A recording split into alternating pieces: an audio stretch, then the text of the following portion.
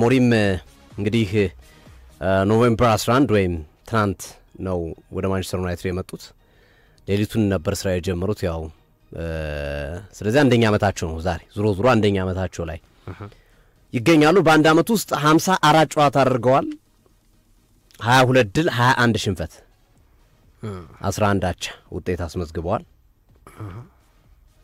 በፕሪሚየር ሊጉ 38ኛ ጨዋታ ነው ያደረጉት 38 ጨዋታ 45 ነጥብ አስመዝግበዋል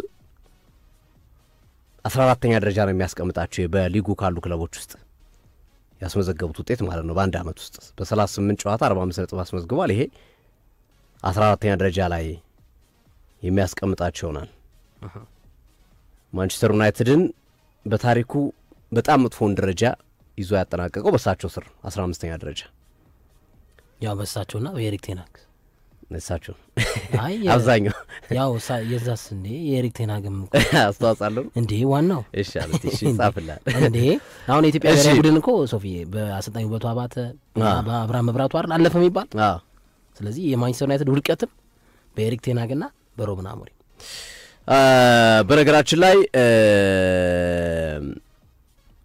እኚህ ሰው ያው ቢልባኦ ላይ ነግሰው ቢልባኦ ላይ መልሰው ፈርሰዋል በቢልባኦን አትሌቲክ ቢልባኦን ያሸነፉበት የሳን ማሜዙ ጨዋታ አስገራሚ ነበር አለሱ ጨዋታ በቀይ ካርድ በርግጥ ተጫዋች ቢወጣበትም ነገር ግን እንደገና ቢልባኦ ላይ መጥተው ደግሞ በሳን ማሜዝ በቶተንሃም ተሸንፈው ተስፋቸው ሁሉ ገደል የገባበት እንደነበረ ይታወሳል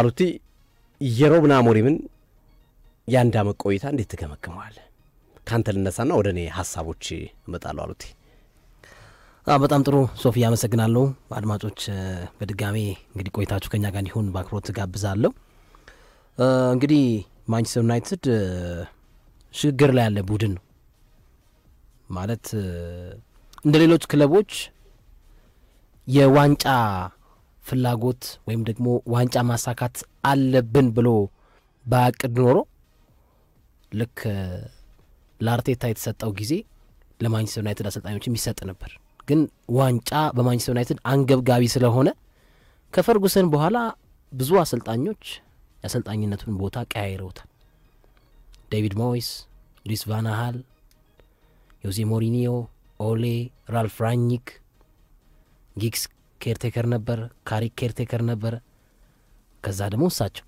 እና ይሄ ሁሉ የአሰልጣኝ መፈራረቅ ያመጣው በማንቸስተር ዩናይትድ ቤት የተለመደ ባህል አለ አሸናፊነት ድል አድራጊነት ዋንጫ ያንን ደግሞ ማን ነው የሚያመጣው የሚለው ነገር ስላልተመለሰና ስላልለየለት አሰልጣኞች ተቀያይረዋል በአንጻራዊነት ከፈርጉሰን በኋላ እኔ ከተቀጠሩ አሰልጣኞች ውስጥ ትንሽ ለውጦችን ቢያደርጉ ትንሽ አሜንድመንቶችን ቢያደርጉ ሩበን አሞሪም ይሳካላቸዋል ብዬ አስባለሁ እንደውም እኮ የተጋነነ ዝውውር አልፈጸሙም እኮ አሁን እኔ ስላለፈው አመት የሩበን አሞሪም ውጤት ከቶትንሃሙ ጨዋታ ውጪ ብዙም ብሌም ማድረጋቸው ነገሮች የሉ ማለት እሳቸው ጥፋተኛ ናቸው ብዬ ሙሉ ለሙሉ አላስብም ኤሪክ ቴን ሃግ አበላሽቶት የሄደውን ነው የተረከቡት ከተረከቡ በኋላ ለማስተካከል ሙከራ አድርገዋል እና እሳቸው በእሳቸው ፊርማ የመጡ ተጫዋቾች መካከል ብራያን ቦሞ ማቲያስ ኩኛ ቤንጃሚን ሼሽኮ ሴኒ ሌሜንስ እና ዲያጎ ሊዮን ፕላስ ዶርጉን ጨምረ ማለት ስለዚህ በአንጻራዊነት ፊርማዎቻቸውም ክሊኒካል ናቸው ማለት ይቻላል ሳንቾን እሳቸው አይደለም ያመጡት ሉካኮን እሳቸው አይደለም ያመጡት ማለት ይሄ የማንቸስተር ዩናይትድ ክስረቶች ምትላቸው ዝውውሮች አሉ ባለፉት አመታት እና አሁን ክስረት ምትለው ተጫዋች እስካሁን አላየንም የጊዜ ጉዳይ ነው የቤንጃሚን ሴስኮን ጉዳይ እና የዘንድሮ አመት የማንቸስተር ዩናይትድ የ11 ሳምንት ጉዞ ከለር ያለው ነው ሙሉ በሙሉ ኃላፊነት ወስደው ሊጠየቁም ሊሞገሱም የሚችሉበት አመት ይሄ አመት ነው ያለፈው አመት ብዙም እኔ የተቀላቀለ ስሜት ነው ያለኝ በኤሪክ ቴን ሃግም በሳቸውም ስር የተበላሸ ነገር ነው ያለው ግን ይሄ አመት ግን በማንቸስተር ዩናይትድ ቤት እሳቸው ሊጠየቁ የሚችልባቸው ነገሮች አሉ ብዬ አስባለሁ ቅድም መግቢያ ላይ አንተ ጠቅሰዋል 54 ጨዋታ አድርገዋል 22 ድል አድርገዋል 11 አቻ 21 ሽንፈት ከ22 ድል ውስጥ ማንቸስተር ዩናይትድ አለን ከሚሉት ክለቦች መካከል ወይም ትልቅ ነን ከሚሉት ክለቦች መካከል ያላሸነፈው ቶተንሃም ሆትስፐርን ብቻ በሩበን አሞሪም ስር ለትልቅ ጨዋታ መድኃኒት ናቸው። ማንቸስተር ሲቲን አሸንፈዋል፣ አርሰናልን አሸንፈዋል፣ ቼልሲን አሸንፈዋል፣ ሊቨርፑልን አሸንፈዋል። ማሸነፍ ያቃተው ማንቸስተር ዩናይትድ በሩበን አሞሪም ስር ቶተንሃምን ብቻ። እሱም የጊዜ ጉዳይ ነው። የቅዳሜው ቅያሬዎቻቸው ጥሩ አቅጣጫ ቢኖራቸው እና ድል ከማንቸስተር ዩናይትድ ጋር ቢሆን ኖሮ ትልልቅ የምትላቸውን ጨዋታዎች አሸንፈዋል ብለህ 100% ኮንፊርም ታደርጋለህ። አርሰናልን በኤፍኤ ካፕ ለዛውም በጎዶሎ ተጫዋች ዲያጎ ዳሎ ረዘም ላለ ደቂቃ ወጥቶ አሸንፈዋል። ማንቸስተር ሲቲን አሸንፈዋል በፕሪሚየር ሊጉ። ሊቨርፑልን በፕሪሚየር ሊጉ አሸንፈዋል፣ በውስጥ ውድድርም አሸንፈዋል 4-3 አሸንፈው። ቼልሲን አሸንፈዋል። ስለዚህ በአንጻራዊነት እኔ አሁን በዚህ በጥቂት በአንድ አመት ውስጥ ማንቸስተር ዩናይትድ ላይ ከለር አይቼበታል። ከለሩን ደግሞ ትልልቅ ጨዋታዎችን የሚያሸንፍ ቡድን አልሸነፍ ባይነት ነገርን እንደገነቡ አስተውያለሁ። ይሄንን በዴቪድ ሞይስ አተነዋል፣ በሉዊስ ቫን ሃል አተነዋል። በእርግጥ አሸንፈዋል፣ ግን የተሰጣቸው ጊዜ አሁን ሉዊስ ቫን ሃል ረዘም ያለ ጊዜ ተሰጥቷቸዋል፣ ግን የከሰሩበት ዝውውር አለ። አሁን የዲማሪያ መክሰርን ትመለከታለህ። ሉዊስ ቫን ሃል እነ ኦሌ ላይ ትግስቶች ነበሩ፣ ግን የነ ዋትፎርድ ደግሞ 4 ጎል አስቆጥሮ ሲያሸንፉ ደግሞ የማንቸስተር ዩናይትድን ክብር ዝቅ አደረጉ ብለህ ታሰናብታቸው ይገባል። ጆዜ ሌሎንም ራልፍ ራኒክ ታነሳለ እና በዚህ በጥቂት አመት ውስጥ የማንቸስተር ዩናይትድን ስመ ገናናነት እየመለሱ ካሉ አሰልጣኞች መካከል ሩበን አሞሪም እኔ ተመችተውኛል። ግን የአንዳንድ ያው ፍጹም አይደለም ሰው አይደል እና እንደ ዝም ብለህ እንደ አንድ ተመልካች ምታነሳቸው ደካማ ጎኖች አሉ። አሁን ባለፈውም ከቶተንሃም ጨዋታ በኋላ ለማንቸስተር ዩናይትድ አሁን ዓለም እኮ በዊንግ የሚያጠቃ ቡድን ነው ዓለም እየገነባ ያለው። ፔፕ ጋርዲዮላ ስኬታማ ከሆነባቸው አመታት ውስጥ የመስመር ተከላካዮቻቸው ዊንጎቹ የሚያደርጓቸው እንቅስቃሴዎች በጣም ፍሩትፉል ስለነበር ዋንጫዎችን እንዲያሳካ ተደጋጋሚ ክብሮችን እንዲጎናጸፍ አድርጓል። እና እኔ አሁን ሩበን አሞሪም ላይ ያለኝ ትችት ምንድነው የመስመር ተከላካዮቻቸው ጥራት ለማንቸስተር ዩናይትድ እና ለሳቸው ሐሳብ ይመጥናል ወይ? ዴሊቨር የሚያደርጉ የፈለጉትን ነገር ወይም ኢምፕሊመንት ኤክሰርሳይዝ እንዲደረግ የፈለጉትን ነገር እየተገበሩላቸው ነው ወይ? እነ ዶርጉ እነ ዲያጎ ዳሎ ጥያቄ ያስነሳባል እንጂ በአጠቃላይ ስትመለከተው ስትገመግመው መጥፎ የሚባል አይደለም። እንደ መጀመሪያ አመት እንደ መጀመሪያ ወጣት አሰልጣኝ በስፖርቲንግ ሊዝበን እናቃቸው እኮ እና በካሳፒያ አይደል ሌላ ነገር እኮ ምን በምን እናቃቸዋለን? እሳቸው ትልቅ ሰመገናና እንደ ካርሎ አንቸሎቲ ትልልቅ ዋንጫዎችን ያሸነፉ አሰልጣኝ አይደሉም። እንደ ፔፕ ጋርዲዮላ በትልልቅ ክለቦች ያሰለጠኑ አልነበሩም። ወይም እንደ ጆዜ ወይም እንደ ሌላ ምትለው አይደለም። በአጠቃላይ ስትመለከታቸው ገና ወጣት ናቸው። ግን ወጣት ሆኖም ግን ተሸክመውታል ትልቁን ክለብ ኃያሉን ስመገናናውን ማንቸስተር ዩናይትድን ተሸክመውት ወደ ትልቅነት የቀድሞ ታሪኩን ለመመለስ እየጣሩ ይገኛሉ። እኔ ቢቆዩ ደስ ይለኛል። ማለት አሁን በሽንፈት ውስጥም ሆኖ ጥሩ ነገር እያየንበት እንገኛለን። የዘንድሮ አመት ማንቸስተር ዩናይትድ ያለው መገለጫና ካራክተር ካለፈው አመት የማንቸስተር ዩናይትድ መገለጫ ጋር በጣም ይለያይ። በቅዳሜው ጨዋታችን ላይም ሶፊ አንተ ያነሳ ነበር ቶሎ ቶሎ ወደ ቦክስ ተጋጣሚ ቡድን ውስጥ በመሄድ ቁጥር 1 ከሚባሉ የፕሪሚየር ሊግ ክለቦች ውስጥ ተርታ ውስጥ የሚሰለፍ ነው። ብዙ ሙከራዎችን በማድረግ በተርታ ውስጥ የሚሰለፍ ነው። በቃ አጠቃላይ ስትመለከተው የማንቸስተር ዩናይትድ ያለፈውን አመት በቃ ይሄ የድሮን የነ ፈርጊን ጊዜ የነ ቴቬዝ የነ ቤርባቶቭ የነ ሩኒ የነ ናኒን አይነት ማጥቃቶች ትመለከተባ ትንሽ አሁን የአርሰናል ጠንካራ ጎኑ ምንድነው? ተከላካይ ክፍሉ አረ ጥያቄ የለው። ከአማካኙ ከክሬቲቪቲው ይልቅ የአርሰናል ዲፓርትመንት ጠንካራ የምትለው ተከላካዩ እና ሩበን አሞሪም ላይ ምንድነው ድክመቱ? ተከላካዩ ነው። ማንቸስተር ዩናይትድ አልሞስት 18 ጎል የተቆጠረበት አንድ ንጹህ ጎል ነው ያለው። በተጋጣሚ ቡድን ብዙ ሙከራ የሚያደርግ ብዙ ፔናልቲ ቦክስ ውስጥ ተች የሚያደርግ ቡድን እንደዚህ አይነት ስታት ሊኖረው አይገባም።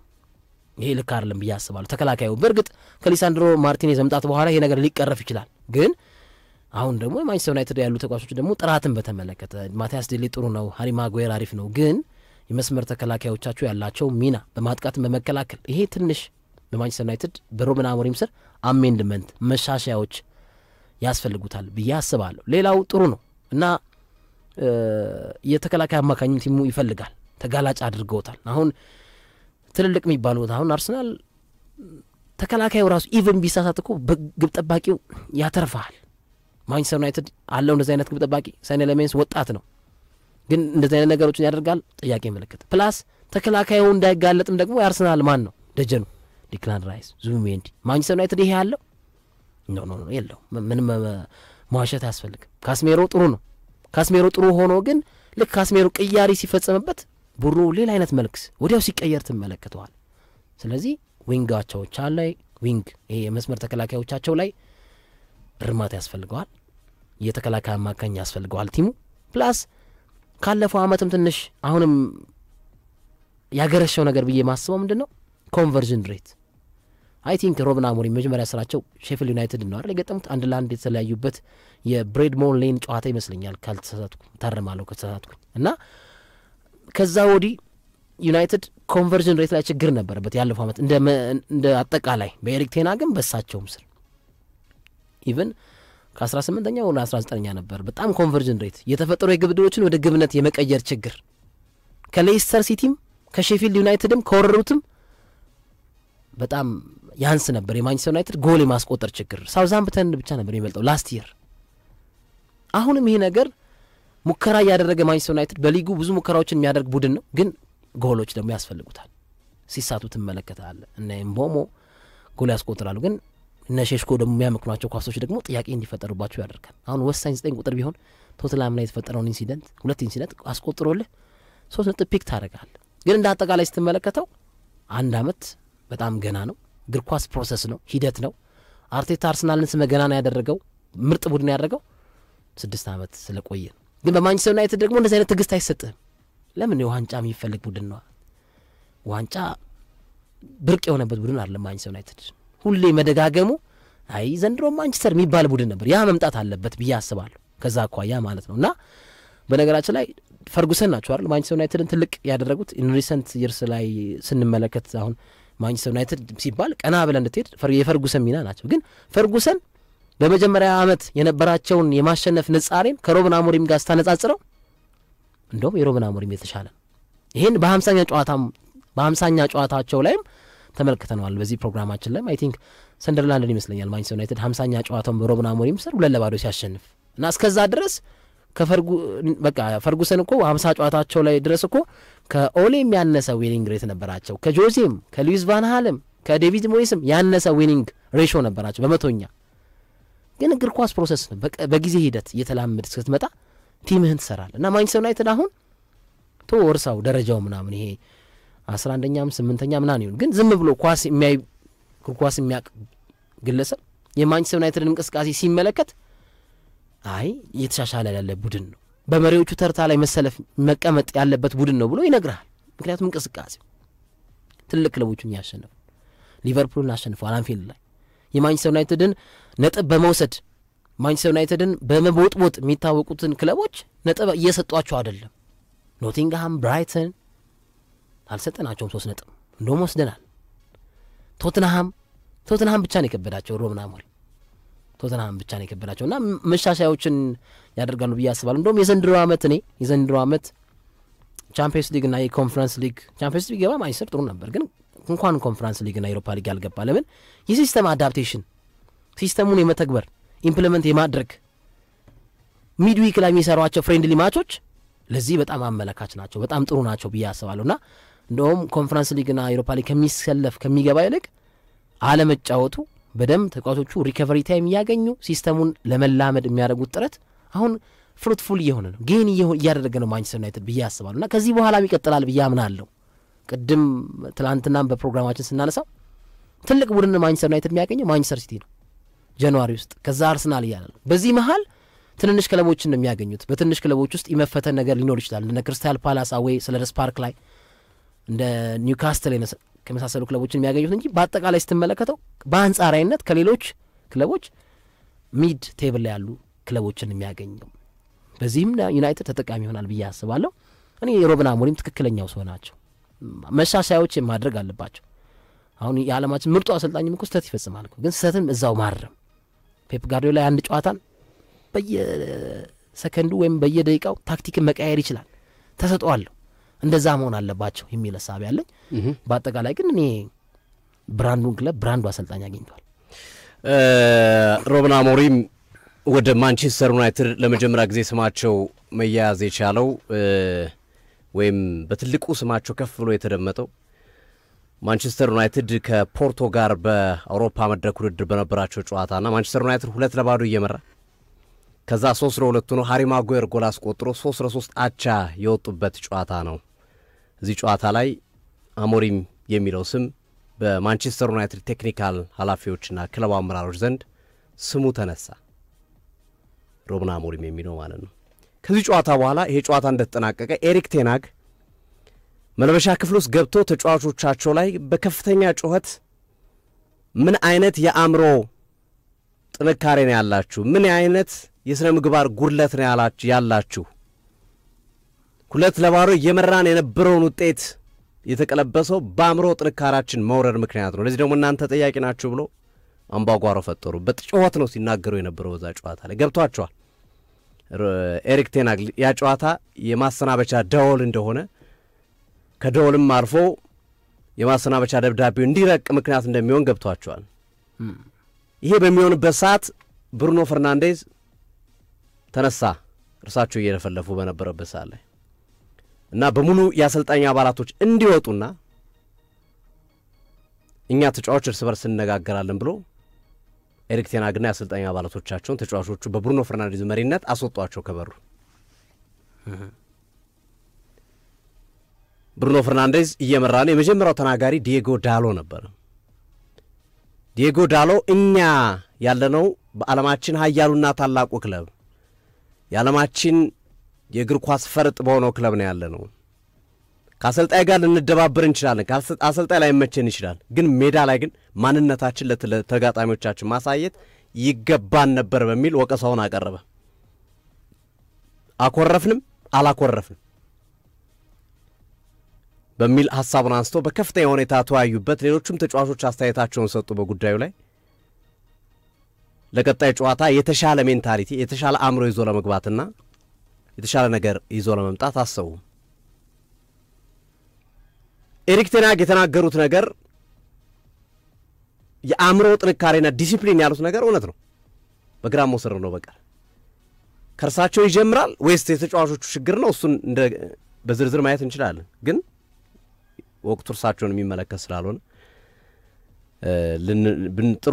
ትርጉም የለውም ግን ሐሳባቸው ልክ ነው የቡድኑ የአእምሮ ጥንካሬ የተጫዋቾች የአእምሮ ጥንካሬ እና የዲሲፕሊን ችግር ያመጣው መሰረታዊ ሂደት ነው እዚህ የተፈጠረውና ሜዳው ላይ ያ ባለመኖራቸው ያመጣቸው ችግር ነው ያሉት ከዚህ በፊት ይሄንን ንግግር ከማረጋቸው በፊት ተመሳሳይ ነገር ተከስቶ 2023 ላይ ካራባኦ ካፕን ባሸነፉ ማግስት በኒውካስል 2-0 በተሸነፉበት ጨዋታ ላይ በተመሳሳይ በር ዘግተው በቴሌሳንድሮ ማርቲኔዝ የዲያጎ ዳሎ አይነት ጠንከር ያለ ንግግር ካረገ በኋላ ተከታታይ 3 ጨዋታዎች እንድላርገው በሻምፒዮንስ ሊግ 3ኛ ወጥቷል የፖርቶ ንግግር ግን የሌሳንድሮ ማርቲኔዝ ንግግር ሰርቷል የዳሎስ ንግግር ግን አልሰራም ከፖርቶ ጨዋታ ከ5 ቀናት በኋላ ደላሎች ለንደን መጡ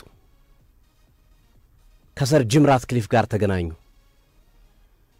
ማንቸስተር ዩናይትድ ሩበን አሞሪም የሚለውን ስም ይዟል ግን አልወሰነም ገና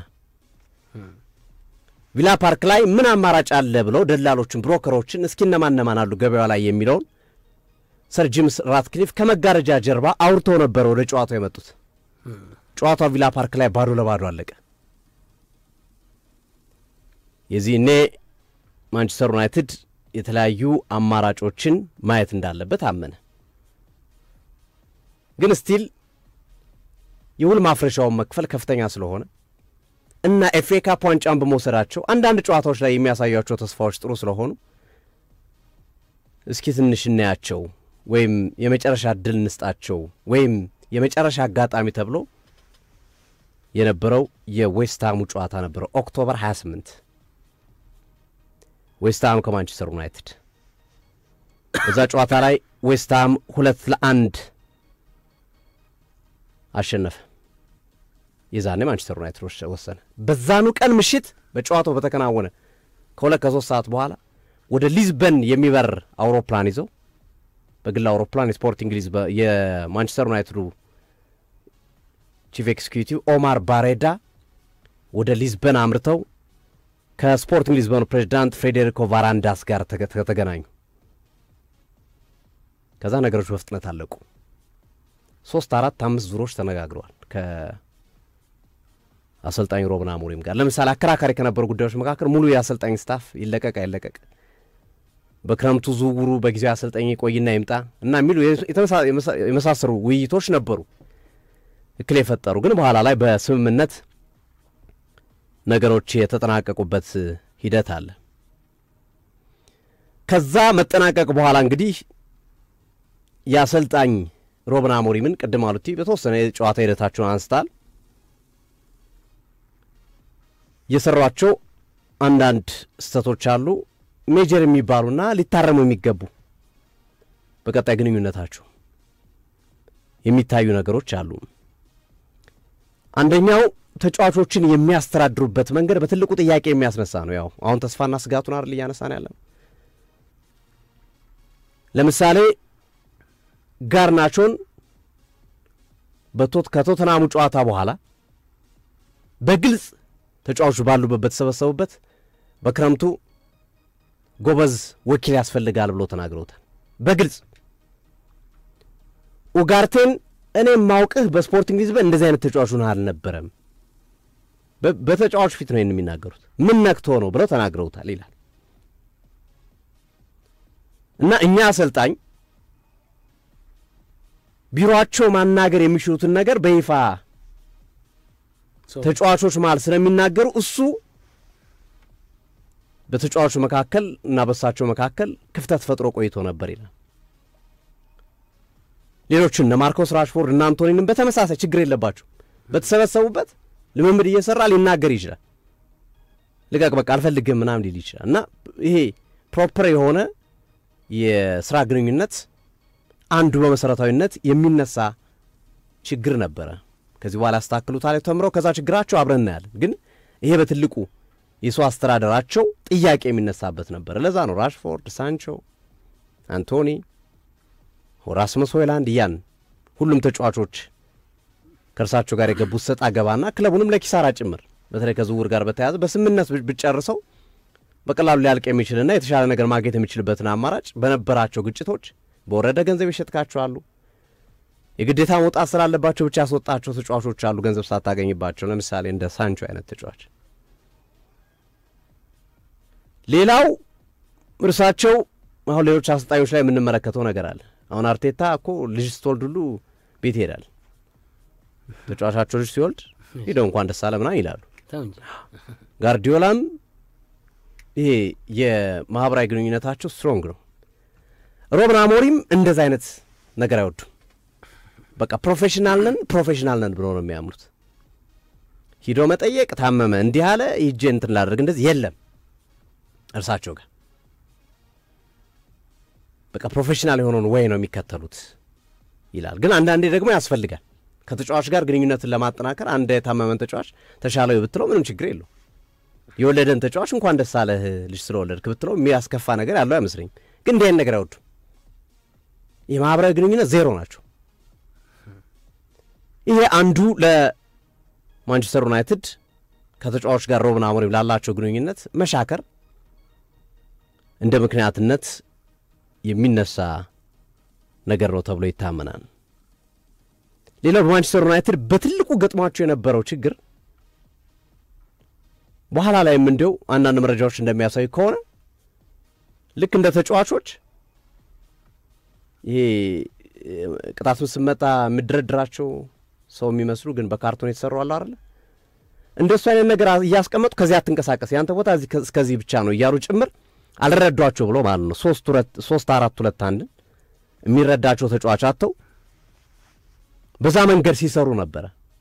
በማንቸስተር ዩናይትድ ቤት ውስጥ በጣም ተቸግረው ነበር። የረሱታል ተጫዋቾቹ ቦታቸው የለመዱት 4-3-3 እና 4-2-3-1 እና በጣም ተቸግረው ሲሰሩ የነበረበት ሂደት ነበር። እንደውም አምና በዛ ልክ ሮቴሽን ሳረግ የነበረው በዚህ ምክንያት ነው። ተጫዋቾች እየተረዱኝ አልነበረም እና ቶሎ ሮቴሽን ማድረግ ነበረብኝ። ቶሎ አንዱ የገባው ገብቶ እንዲጫወት ሐሳብ የገባው ሰው ከመፈለጋ አንፃር ያንን ነገር ሳረግ ነበር ይላሉ። ይሄ ሮቴሽን ግን አምና በጣም ዋጋ አስከፍሏቸዋል። በትልቁ ከሚነሳባቸው ጥያቄ መካከል ኮንስታንት የሆነ ተከላካይ አልነበራቸውም፣ አማካኝ አልነበራቸውም፣ ማጥቂ አልነበራቸውም። በየጨዋታው እንዳየሩ ጸባይ የሚቀያየር ቡድን ነበር የነበራቸው። ዘንድሮ ኮምፓራቲቭሊ ተሻሽሏል። እሱን በኋላ እናየዋለን። ተስፋውን ስናነሳ በኋላ ላይ የምናነሳው ይሆናል። እኛ አሰልጣኝ ግን ዘንድሮ ያበቃላቸው ይመስል ነበር። ከግሪምስቢው ሽንፈት በኋላ የነፈሰው ንፋስ እስከ ማንቸስተር ሲቲ የኢታሪ 3-0 ሽንፈት ድረስ ረፍታቸው ነበር፣ እንቅልፋቸው ነበር። ባለቤታቸው ጭምር ባለቤቴ እንቅልፋቷል፣ ይሄ ስራ ቢቀርበት ይሻላል እስከ ማለት አስተያየታቸውን እስከ ሰጡበት ወቅት ድረስ ይሄ ነገር ቀጥሏል። አንገታቸውን ቀና ያደረጉት ቼልሲን ካሸነፉ በኋላ ከዛ በኋላ የሰንደርላንድ ድል፣ የብራይተን ድል፣ የሊቨርፑል ከ9 ዓመታት በኋላ ድል እያለ 5 ተከታታይ ጨዋታዎችን ያለመሸነፍ እና የጥቅምት ወር የወሩ ምርጥ አሰልጣኝና ተጫዋች እዛው ክለብ ተመርጧል። ምርጥ አሰልጣኝ እስከመባል ድረስ የደረሱበትን ግሩም ጊዜ አሳልፈዋል። እንግዲህ ስጋቶቹ አልፈው አሁን ተስፋዎቹ እየመጡ ያሉ ይመስላሉ በማንቸስተር ዩናይትድ። ቅድም የጠቀስኳቸው ብዙ ስጋቶችና ችግሮች ብዙዎቹ ሊማሩባቸው የሚገቡ ቅድም ባነሷቸው መንገድ ማለት ነው። በማንቸስተር ዩናይትድ ተስፋ ይዞ የመጣው ትልቁ ነገር የክረምቱ የዝውውር መስኮት ነው። በክረምቱ ዝውውር መስኮት ካስፈረማቸው ተጫዋቾች መካከል ብራያን ምቡሞ ክለቡን እየተሸከመ ነው ያለው። ማቲያስ ኩኛ ምንም ጥያቄ የለውም እንደሚሳካለት ማንቸስተር ዩናይትድ እያሳየ ያለው አቋም ለጊዜው በሚፈለገው ልክ አይምጣ እንጂ ወደ ሩብ ቢሊየን የሚደርስ ገንዘብ አውጥቷል በክረምቱ የዝውውር መስኮት። ከዛ በተጨማሪ በዘንድሮው ዓመት ለየት ያለ ነገር የሰሩት 6 አመራሮችን ሹማል። በአርሰናል 5 መሪዎች አሉ ብለን ባለፈው ስናነሳ ነበራል። ተመሳሳይ አለ በማንቸስተር ዩናይትድ ብሩኖ ፈርናንዴዝ፣ ሃሪ ማጓየር፣ ሌሳንድሮ ማርቲኔዝ፣ ማዝራዊ፣ ዳሎትና ቶም ሂተን እነዚህ ናቸው 6ቱ። ያልገባል ይደገም እስቲ ምቡሞ ፈርናንዴዝ፣ ማጓየር፣ ማዝራዊ፣ ሌሳንድሮ ማርቲኔዝ፣ ዳሎ ናይጥመኝ እነዚህ ተመርጧል። አንዱ ለውጡ ነው ይሄ። ተጫዋቾች ሲያጠፉ እርስ በርስ መወቃቀስ ያስፈልጋቸው ይህንን የሚመሩት እነሱ ናቸው። ሜጀር ያልሆነ ችግር ሲፈጠር እና መሰል ነገሮችን ይህንን አንዱ ያቋቋሙት ነገር ይሄ ነው እና ይሄ ተስፋው ነው። አሁን በተለይ የሙቡሞ የኩኛ ተስፋ ቀላል አይደለም በማንቸስተር ዩናይትድ ቤት ውስጥ። ሌላው ዘንድሮ በትልቁ ማንቸስተር ዩናይትድ ይጠቀምበታል ተብሎ የሚጠበቀው ነገር በቂ ሪከቨሪ ማግኘቱ ነው። ማንቸስተር ዩናይትድ የሚጠቀምበት 3-4-2-1 ያስተላለፍ መንገድ እሁድ ተጫወተ ሮብ ለመጫወት አይሆንም። ምክንያቱም የመስመር ተከላካዮቹ አድካሚ ቀን ነው የሚያሳልፉት። የፊት አጥቂዎቹ በጣም አድካሚ ቀን ነው የሚያሳልፉት። አማካኞቹ በተመሳሳይ ወርክ ሬት ከየትኛውም አማካኝ የተሻለ ከየትኛውም የመስመር አጥቂ የተሻለ መሆን አለበት። እንደውም በንጽጽር ጥሩ ጊዜ የሚያሳልፉት ረፍት የሚያገኙ 3ቱ ተከላካዮች ናቸው። ሶስቱ ተከላካዮች ናቸው በንጽጽር ረፍት የሚያገኙት እና ይሄ የአውሮፓ መድረክ ላይ ማንቸስተር ዩናይትድ አለመኖሩ የሳን ማሜሱ ሽንፈት የማንቸስተር ዩናይትድ ደጋፊዎችን የሚያበሳጭ ቢሆንም ነገር ግን ጥሩ ነገርም ይዞላቸው መጥቷል። በአውሮፓ መድረክ አለመሳተፋቸው በነገራችን ላይ አሰራራፋቸው 5 ተከላካይ 5 አጥቂ ነው። 5 ተከላካይ 5 አጥቂ ነው የሚጫወቱት በነገራችን ላይ ማንቸስተር ዩናይትድ። ስለዚህ ስትከላከልም ትረክማለህ፣ ስታጠቃም ትረክማለህ። ቶሎ ቶሎ መሄድ አለባት። ያው 3-4-2-1 እንበለው እንጂ 5ቱ የአጥቂ ባህሪ ያላቸው ናቸው። እንጥራቸው ለምሳሌ ቤንያሚን ሼሽኮ፣ ሙቡሞ፣ ኩኛ፣ አማድና ብሩኖ ፈርናንዴዝ የአጥቂ ባህሪ ያላቸው ተጫዋቾች ናቸው። ሌሎቹን ደግሞ 5ቱን ስጠራ ደግሞ የተከላካይ ባህሪ ያላቸው ናቸው።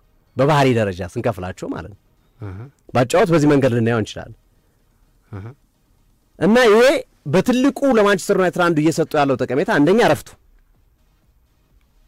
ሁለተኛና ሜጀር ነገር ለማንቸስተር ዩናይትድ ዘንድሮ ጉዳት መጥፋት የጉዳት መቀነስ ዋነኛው ምክንያት የአውሮፓ መድረክ አለመኖር። ውድ ተጫውቶ ማክሰኞ ወይም ቅዳሜ ተጫውቶ ሮብ ቢጫወቱ ኑሮ ማንቸስተር ዩናይትድ ብዙ ጉዳቶችን ሊያስተናግድ ይችል ነበር። አሁን ክሊር ነው፣ ምንም የጉዳት ዜና የለበትም። ማንቸስተር ዩናይትድ ንጹህ ነው። ይሄ እንዲሆን ያደረገው በአውሮፓ መድረክ ላይ ቡድኑ አለመሳተፉ ነው። ይሄ ትልቅ ተስፋ ነው። ስለዚህ ይሄም ይቀጥላል ማለት ነው። ካለ ጉዳት ተጫዋቾች የሚቀጥሉልህ ከሆነ እቅድን የማሳካት እድል ሰፊ ነው። የትኛውንም እቅድ ብታቅድ ሻምፒዮንስ ሊግ ለመግባት ምንም ብትል እነዛ እቅዶች የሚሳኩበት ናቸው። እና ሩበን አሞሪም በነገራችን ላይ አስተላልፋችሁ 3-4-2-1 ነው።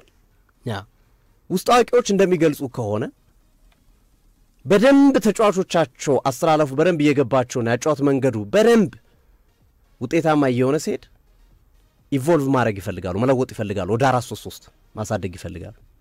የሳቸው እምነት አሁን ላይ ቡድኔ የ4-3-3 ለመጫወት በቂ አይደለም ብለው ነው የሚያምኑት። 3-4-2-1 ወደ 4-3-3 መውሰጃ መንገድ ነው እንጂ ይሄ እድሜ ልካችን የምንጫወትበት መንገድ ነው ብለው አያምኑ።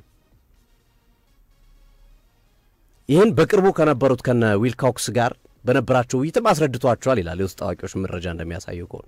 እና ኢቮልቭ ያደርጋል፣ ይለወጣል፣ ሪቮሉሽናል የተቀየረ የሚሄድ ቡድን ነው። በ3-4-2-1 ብቻ የሚቆይ አይደለም፣ ወደ 4-3-3 ሊያድግ የሚፈልጉት አይነት ቡድን ነው። ቀጣይ ዓመት ላይ የአውሮፓ መድረክ እንደሚገቡ አስበው ነው እየሰሩ ያሉት። ስለዚህ በአውሮፓ መድረክ የሚገቡ ከሆነ ደግሞ አንደኛ በዚህ አድካሚ ያጫወት መንገድ መሄድ አይፈልጉም፣ ሁለተኛ ተጨማሪ ተጫዋቾችን ማግኘት ይፈልጋሉ። ስለዚህ በዚህ ዓመት የሚፈልጉት እቅድ ላይ ቡድኑ መድረስ ከቻለ የሚፈልጉት ደረጃ ላይ ከደረሰ 4-3-3 ያደርጉታል ቡድኑ በቀጣዮቹ ጊዜያቶች። እርሳቸው ከመምጣታቸው በፊት ባለፈው ዓመት ኤሪክ ቴን ሃግ 9 ጨዋታ ነበር ያደረጉት በፕሪሚየር ሊጉ 11 ነጥብ አግኝተዋል። 14ኛ ደረጃ ላይ ነበሩ። 3 የጎል ዕዳ ነበረባቸው። ሩበን አሞሪም ዘንድሮ 11 ጨዋታ አድርገዋል፣ 18 ነጥብ አላቸው፣ 1 የጎል ንጹህ ጎል አላቸው፣ 7ኛ ደረጃ ላይ ተቀምጧል። ኦልሞስት ቡድኑን በጥፍ አሻሽለውታል ማለት ነው። ይሄን ነው ተስፋ ያለው። ይሄ ነው በተስፋነት ልናነሳ የምንችለው ጉዳይ ማለት ነው። ስለዚህ እኚህ ሰው ከሳን ማሜሱ አንገት አስደፊ ሽንፈት እስከ ኢሚሬትሱ የኤፍኤ ካፕ ድል፣ ከግሪምስቢው አሳፋሪ ሽንፈት እስከ ሊቨርፑል የ9 ዓመት የቆየ ታሪክ ቀልበሳ፣ የመልበሻ ክፍል ቴሌቪዥን እስከ መስበር ያደረሳቸውን ሁኔታ ከተፈጠረበት እስከ ሙቡሞና ኩኛ ሼሽኮ ምርጥ ዝውውር በተስፋና በስጋትና በተስፋ የቀደመው ጊዜ ስጋት ነበር፣ ያሁኑ ግን የተስፋ እየሆነ ይመስለኛልና የሩበን አሞሪም 1 ዓመት ለእኔ በዚህ መንገድ ነው የምገልጸው። ትንሽ እንደውም እኔ ሪዮ ፈርዲናንድ ካነሳው ሀሳብ ጋር የምጋራው ነገር ምንድን ነው ሩድ ቫን ኒስተልሮይን የኮቺንግ ስታፍ አለማድረጋቸው የሚል ሀሳቡን አቅርበዋል።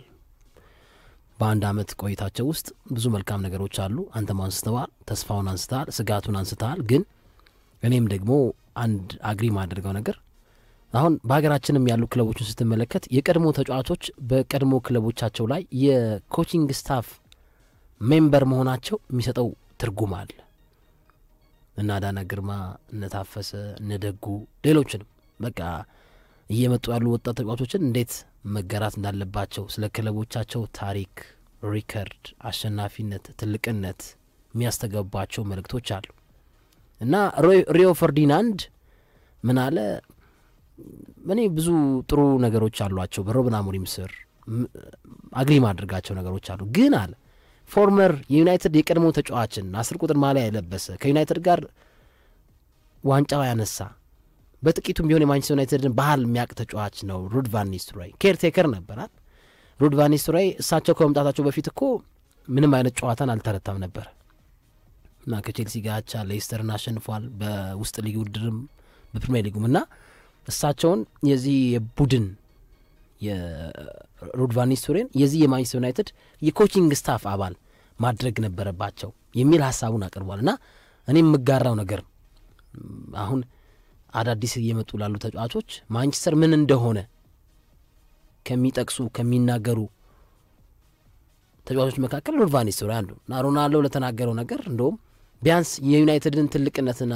ባህል የሚያቅ አንድ ተጫዋች የቀድሞ ተጫዋች በኮቺንግ ስታፍ ሜምበር አባል ቢሆን አሪፍ ነው፣ ጥሩ ነው፣ ምንም አይጎረብጥም ማለት ማንቸስተር ምን እንደሆነ የነገርከው ታስረዳዋል። ይሄ ክለብ እንዲህ ነው እንዲህ አድርጓል። አሁን ዝም ብለው ለሳምንታዊ ደሞዝ እና ለከፍተኛ ወጪ ክለቡን የሚዳርጉ አሉ አይደል? ከሌላ ክለብ መጥተው በብዙ ሚሊዮን በሳምንታዊ ደሞዝ እየተከፈላቸው ግን ስለ ማንቸስተር ዩናይትድ ምንም ማያውቁ ደግሞ ሊኖሩ ይችላሉ እና ያንን ነገር ልታስረዳ ይገባል። አሁን ካሪንግተን እንዴት እንደተደረገ እድሳት እንደተደረገለት ይታወቃል አይደል? ራሱ ተቋቶቹ እዛው ልክ እንደ ካምፕ እንደ ዩኒቨርሲቲ አይነት ስሜት እንዲሰማ የውበት ሳሎን አለው፣ መጫወቻ ነገር አለው፣ ብዙ ነገርን ኢንክሉድ ያደረገን ወደ 50 ሚሊዮን ምናምን የፈጀበት የካሪንግተን ድጋሜ ሲሰራ ማለት ነው እና ይሄንን ነገር የማንቸስተር ዩናይትድን ባህል ለአዲስ ተጫዋቾች ለሚመጡትም ፕላስ ደግሞ ላሉትም ተጫዋቾች ማሳየት ይገባል። አሁን ቅድም ማን ነው በዚህ ፕሮግራማችን ላይ ማንስተነዋል ስለ ማንቸስተር ስናወራ የዩናይትድ የአካዳሚ ተጫዋቾች ከማንቸስተር ዩናይትድ እየወጡ ይገኛሉ።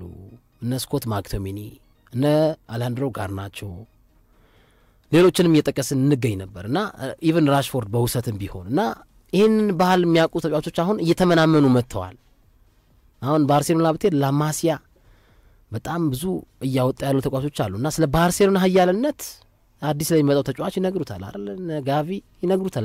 ለአዲስ ዝውውር አድራጊዎች ምንም ጥያቄ የለውም እና በማንቸስተር ዩናይትድ ቤትም ይህንን ነገር ዲቨሎፕ ለማድረግ ለማሰራጨት ማንቸስተር ምን እንደሆነ ለማሳየት አንድ ፎርሙላር ተጫዋች ቢኖር አሁን ዋይን ሩኒ አልተሳካለትም በአሰልጣኝነት አይደል? ዝም ብለህ የቲሙ አንድ አካል ብታደርግ ወይ ሩድ ቫን ኒስተልሮይ ወይ ማይክል ካሪክ ወይ ራያን ጊግስ ወይ ፖል ስኮልስ እና እንደዚህ አንዱን በቃ ከማንቸስተር ዩናይትድ ጋር ትልልቅ ክብሮችን ያገኙ ተጫዋቾችን የአሰልጣኝ ቡድን አባላት ብታደርግ ይበልጥ መነቃቃት ትፈጥራለህ፣ ይበልጥ የአሸናፊነት መንፈስን ትገነባለህ እና ሪዮ ፈርዲናንድ ካነሳው ነጥብ ጋር እኔ መስማማለሁ። ሩበን አሞሪም በአንድ ዓመት ቆይታቸው በጣም ትልቅ ክለቦችን አሸንፈዋል። ያ ኦፍ ኮርስ ጥያቄ የለውም፣ ሽግግር ላይ ነው ቲሙ ግን ይላልና ሩድ ቫን ኒስተልሮይን ደግሞ የዚህ ቡድን አባል አሰልጣኝ አለማድረጋቸው ትንሽ ኮንፈርት አሰልጣኝም ብሎ ነበርና እኔም ይሄን ነገር አግሪ ያደርጋለሁና በአጠቃላይ ግን ስትመለከተው ሩበን አሞሪም እኔ ተመችተውኛል። የሐሳብ ሰው ያቋም ሰው መሆናቸውን ደግፋለሁ። ባመንክበት ነገር መቀጠል አለመውለዋል። ይሄ ፍላክቹዌት አለማድረግ በሐሳብ እዛም እዚህም አለ ማለት ስታንድ ስቲዝ ጥሩ ነውና የካቶሊኩ ፖፕ ራሱ ቢመጡ ሐሳቤን አልቀይርም ወይ ልቅ ሄዳለሁ እንጂ በቃ የራሳቸው ሐሳብ ነው። በቃ ይሄ this is የራሳቸው አሳሰብ ነውና ይሳካም አይሳካም በሐሳብ ራሱ መጽናት አንድ ነገር ነው ብዬ አስባለሁ። እውነታን ይዘህ ስትቆም በሐሳብ መቆም በ3-4-3 ስትቆም ቆምክ ነው በቃ። በዚህ አሰላለፍ ውስጥ ወይም በዚህ ፎርሜሽን ውስጥ እነ ቶተንሃም ዋንጫ አግኝተዋል አይደል? ማን ነው ጥሩ ነገር አሳይተዋል። ቼልሲ ዋንጫ አግኝተዋል በአንቶኒዮ ኮንቴ ስር እና የሆነ ነገር እንዳለው መናገር ትችላለህ እና ማንቸስተር